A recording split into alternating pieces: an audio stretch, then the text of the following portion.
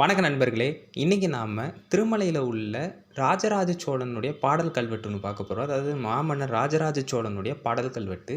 இந்த திருமலைன்னு சொல்றது திருப்பதி கிடையாது. திருவண்ணாமலை மாவட்டத்தில உள்ளது. திருமலை சமணர் கோயில் வளாகம் அப்படின்னு சொல்லுவாங்க. ஆரணி அருகே திருமலை என்னும் குன்றில் அமைந்த திகம்பர சமண வளாகம். இது வந்து சமணம். திகம்பரர் அப்படின்னு சொல்லுவாங்க. நேமிநாதர்னு கூட சொல்லுவாங்க. அவர் சம்பந்தப்பட்ட ஒரு சமண வளாகம். இது வந்து 9ஆம் நூற்றாண்டு கிட்ட நிறுவப்பட்டிருக்கு. அதாவது இது வந்து சோழர்கள் காலத்தில் நிறுவப்பட்டிருக்கு. தொண்டைமண்டல பகுதியா தானே இது இருந்தது. தொண்டை நாடா தானே இருந்துச்சு. அதனால சமணம், பௌத்தம் 2மே கலப்புற வந்து அந்த காலத்தில பரவி கிடந்ததுங்கிறது ஒத்துக்கணும். இந்த வளாகம் வந்து வேலூர்லேருந்து ஒரு 50 கிலோமீட்டர் தொலைவில இருக்கு. கிபி 9ஆம் நூற்றாண்டில நிறுவப்பட்ட இச்சமண வளாகம் 3 சமண குடைவரை கோவில் இது. 2 சமண கோயில்களும் கொண்டது. பின்னால வந்து குந்தவை பிராட்டியாரும் இதுக்கு வந்து நிறைய கொடைகள், அப்புறம் குந்தவை வளாகம் இப்படிலாம் பேர் இருக்கு அந்த இடத்துல. சோழர்கள் காலத்துல மிக எழுச்சி பெற்ற ஒரு இடமா இந்த திருமலை கோவிலுக்கு, அதில் ராஜராஜ சோழன் சம்பந்தப்பட்ட ஒரு பாடல் கல்வெட்டு இருக்கு. அதுக்கு முன்னாடி திருவண்ணாமலை மாவட்டம் போலூர்னு சொல்லுவாங்க. அருகேயுள்ள திருமலை சமண கோவிலுக்கு முன்புறம் உள்ள பாறையில் ஒரு பாறை ஒன்று இருக்குது. அதில் தான் மாமன்னர் முதலாம் ராஜராஜ சோழனோட 21 ஆட்சி ஆண்டு பாடல் கல்வெட்டு. இதில் ஒரு பெரிய ஹைலைட் என்னென்னா, இதில் வந்து மெய்கீர்த்தியிலே வந்து கொஞ்சம் வார்த்தைகள் வந்து மாற்றிருக்காங்க. சில நாட்டுடைய பேர் அவங்க கொடுக்கல. இப்போ மெய்கீர்த்தியை பார்த்தீங்கன்னு வச்சுக்கோங்களேன், எல்லா கல்வெட்டுலேயுமே ஒரே மாதிரி மெய்கீர்த்தி இருக்க மாட்டேங்குது. சில நாடுகள் குறிப்பிடாமல் இருக்காங்க. சில நாடுகள் வந்து 29ஆம் ஆட்சியாண்டு கல்வெட்டில் பார்த்தீங்கன்னா எல்லா நாடுகளும் இருக்குது. அப்படி பார்க்கும்போது இந்த 29ஆம் ஆட்சியாண்டு கல்வெட்டில் தான் அவர் நிறைய நாடுகளை பிடிச்சிருக்காருங்கிறது இதுலேருந்து தெரியுது. இப்போ இதுதான் இங்கே கல்வெட்டு. இதுதான் இந்த போலூர் ராஜராஜ சோழன் பாடல் கல்வெட்டு பார்ப்போம். மெய்கீர்த்தி இது.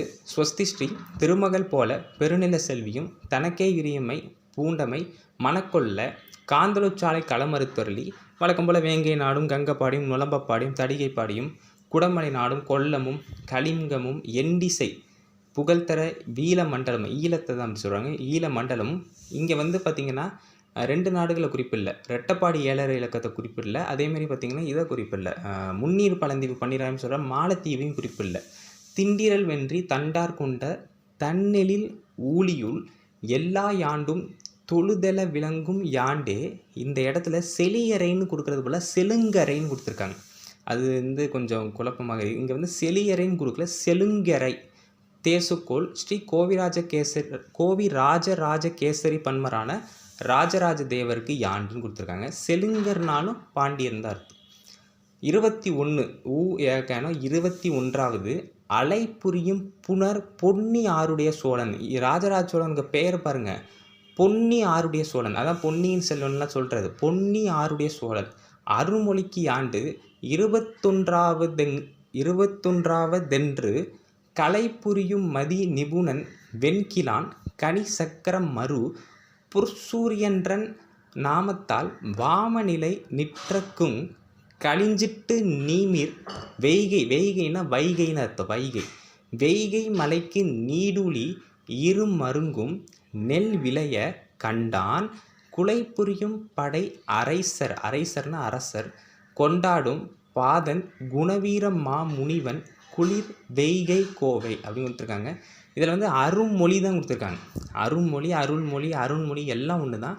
ஆனால் தனித்துவமானது பொன்னி ஆருடைய சோழன்னு கொடுத்துருக்காங்க, தனிச்சிறப்பு. இப்போ விளக்கத்தை பார்ப்போம். மெய்கீர்த்தியோட விளக்கம் இதுதான். மங்களம் உண்டாகட்டும். லக்ஷ்மி தேவியைப் போல பெருநிலத்தின் செல்வத்தை தனக்கே சொந்தமாக்கி உரிமை எடுத்து காந்தலுச்சாலைனா சேர பகுதியின் கல்வி சாலையை களம், அதாவது படகுகள் வைத்து அழித்து, வேங்கை நாடு கீழை சாளுக்கிய பகுதி, கங்கப்பாடி மைசூர் நாட்டுடைய கீழ்ப்பகுதி, நுளம்பப்பாடி மைசூர் நாட்டுடைய தென்பகுதி, தடிகைப்பாடி இந்த மைசூர் கீழ்ப்பகுதிக்கு தென்பகுதிக்கும் இடையில் உள்ள பகுதி. அதுக்கப்புறம் பார்த்திங்கன்னா குடமலை நாடுனா கர்நாடகாவில் இருக்க குடகு பகுதி. அப்புறம் கொல்லம்னா கேரள பகுதி. கலிங்கம்னா என்னது, ஒடிசா. இதில் வந்து பார்த்திங்கன்னா இந்த காந்தலுச்சாலையை வந்து முதல்ல அவர் சண்டையிட்ட போர் கிடையாது. அவர் முதல்ல போரிட்டு தோற்கடித்த மன்னர் வந்து பாண்டிய மன்னரான அமரபுஜக பாண்டியன், அதாவது வீரபாண்டியனுடைய மகன்.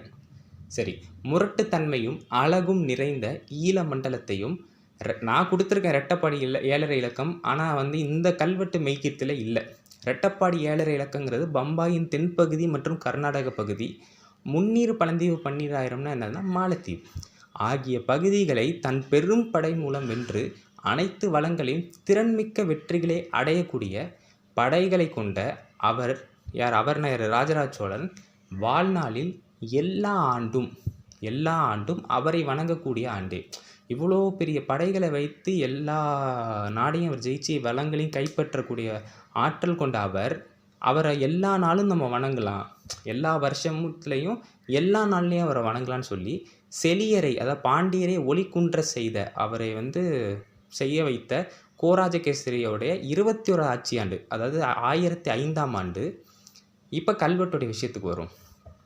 அலைகளை கொண்டு புனல்னா நீர் நிறைந்த பொன்னின காவேரி ஆறுடைய சோழன் அருண்மொழி என மாமன்னர் ராஜராஜன் வழங்கப்படுகிறார். அப்போ ராஜராஜ சோழனுக்கு இன்னொரு பேர் இருக்குது, பொன்னி ஆறுடைய சோழன் அப்படின்னு ஒரு பேர் இருக்குது. அதையும் எப்படி சொல்கிறாங்க, அலைகளை கொண்டு நீர் நிறைந்த காவேரின்னு சொல்கிறாங்க. அந்தளவுக்கு பெருக்கெடுத்து ஓடிய காவேரி இன்றைக்கி வளம் குன்றி இருக்கிறது நம்முடைய சாபக்கேடு, நாம் ஒழுங்காக பராமரிக்காததும் ஒரு காரணமாக இருக்குது.